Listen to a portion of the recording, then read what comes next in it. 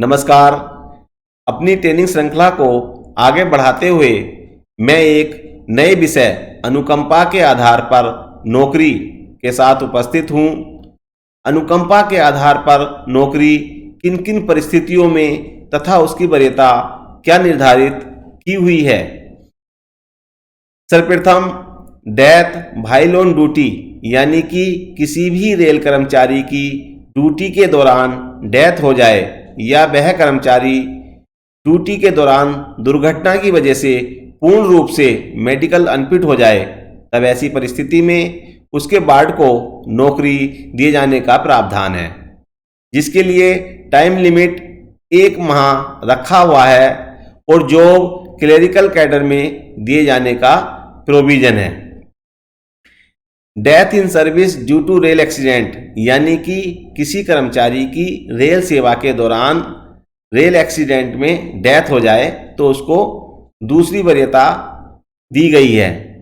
Third, death in service और total medical unfit, यानी कि यदि कोई रेल कर्मचारी सेवा के दौरान टोटल मेडिकल अनफिट हो जाए, तब ऐसी स्थिति में उसके वार्ड को नौकरी दिए जाने का प्रावधान है।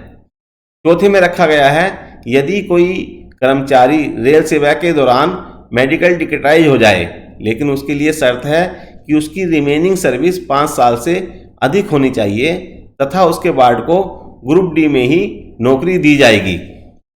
फिफ्थ में है, यदि कोई कर्मचारी लापता हो जाए, मिसिंग हो जाए, तब ऐसी स्थिति में उसके बच्चे को या उसके वार्ड को नौकरी दिए जाने का प्रोविजन है, लेकिन उसके लिए शर्त यह है कि 2 साल के बाद नौकरी दी जाएगी, लापता होने के FIR दर्ज हो गई हो और फाइनल रिपोर्ट दे दी गई हो।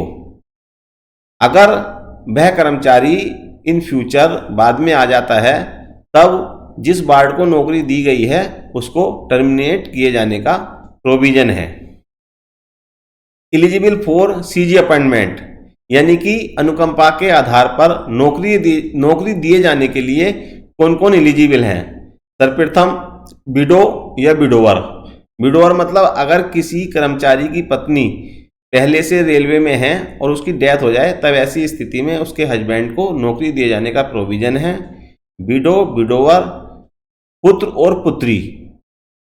दूसरे, डिपेंडेंट ऑफ अनमैरिड एम्प्लॉय, यदि कर्मचारी बैचलर है तब ऐसी स्थिति में उसके डिपेंडेंट को नौकरी दिए जाने का प्रोविजन है। मैरिड डॉटर, यानी कि अगर शादीशुदा पुत्री है तब ऐसी स्थिति में उसको भी नौकरी दी जा सकती है, बशर्ते कि कॉम्पिटेंट अथॉरिटी सेटिस्फाई हो जाए कि वह अपने परिवार का पालन पोषण करेगी।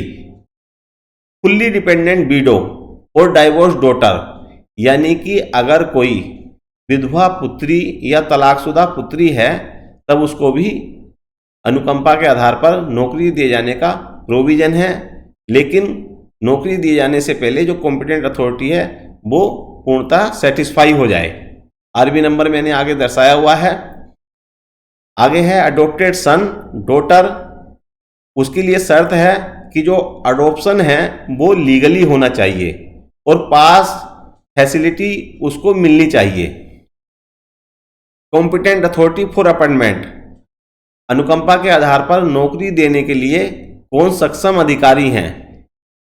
लेवल 6 यानी कि ग्रेड पे 4200 तक नौकरी देने के लिए DRM sir, CWM, HOD competent हैं। जो पोस्ट लेवल 7 की हैं उसके लिए GM सर पावर रखते हैं। अप टू 20 ईयर्स तक, यानी कि डेथ होने के 20 वर्ष तक नौकरी दिए जाने का जो प्रोविजन है वो DRM सर को है, CWM और HOD को है। 25 साल तक, मतलब डेथ होने की 25 साल तक की जो समय सीमा है उसमें GM सर को पावर है और 25 साल के बाद जो पावर है वो रेलवे बोर्ड को है। इन केस ऑफ मेडिकल डिकेटाइज और मिसिंग अप टू 5 साल तक उसकी पावर DRM, CWM और HOD को है। RB नंबर सब में मैंने दर्शाए हुए हैं, आप देख सकते हैं। 5 साल के बाद, मेडिकल डिकेटाइज के 5 साल के बाद नौकरी देने की जो पावर है वो GM सर को है।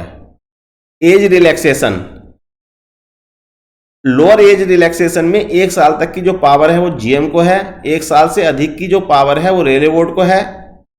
अपर एज रिलैक्सेशन में लेवल 6 तक की जो पावर है वो डीआरएम सर को है, सीडब्ल्यूएम और एचओडी को है। अपर एज रिलैक्सेशन में लेवल 7 में जो पावर है वो जीएम सर को है।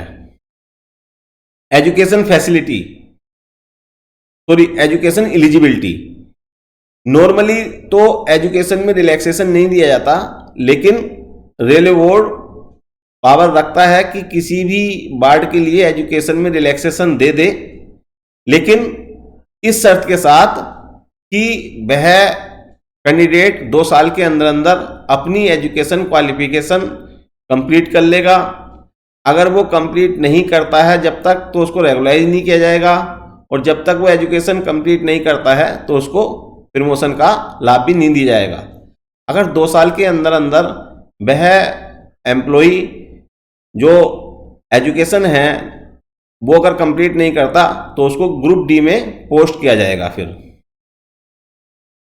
एनटीपीसी के लिए जैसे डायरेक्ट रिक्रूटमेंट आरआरबी के द्वारा जो भर्ती निकलती है उसमें 50% की मांग होती है कि 50% 12th में होने चाहिए, लेकिन अनुकंपा के आधार पर नौकरी देने में ऐसा कोई बाध्यता नहीं है।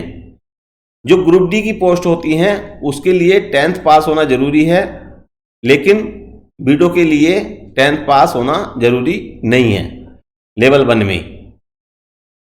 ग्रुप डी में अगर एजुकेशन रिलैक्सेशन देने की पावर है तो वो रेलवे बोर्ड को है।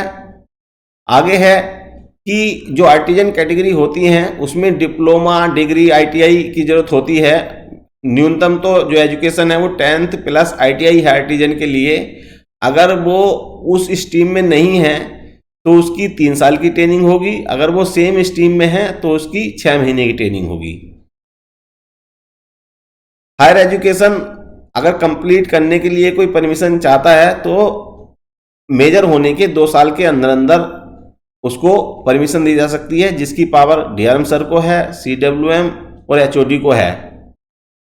अदरवाइज ये लेवल 6 तक है, अदरवाइज लेवल 6 के ऊपर जीएम सर को पावर है।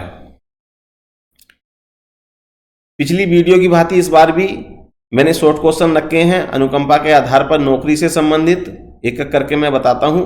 यदि महिला कर्मचारी की मृत्यु हो जाती है तब उसके पति को भी अनुकंपा के आधार पर नौकरी दी जा सकती है। अनुकंपा के आधार पर नौकरी सीधी भर्ती के तहत होती है, यानी कि जो पोस्ट रेलवे में डायरेक्ट रिक्रूटमेंट की है, यानी कि जिस पोस्ट पर आरआरबी आरआरसी से कैंडिडेट आते हैं उसी पद के अगेंस्ट में अनुकंपा के आधार पर नौकरी दी जाती है, और मेडिकल परीक्षा भी उसी अनुरूप उनको पास करनी होती है। गुमशुदा मामले में नौकरी दिए जाने के केसों में आवास अधिकतम 3 वर्ष तक रोका जा सकता है। बच्चों के माइनर होने के मामले में वयस्क होने के पश्चात, यानी कि मेजर होने के पश्चात 2 वर्ष तक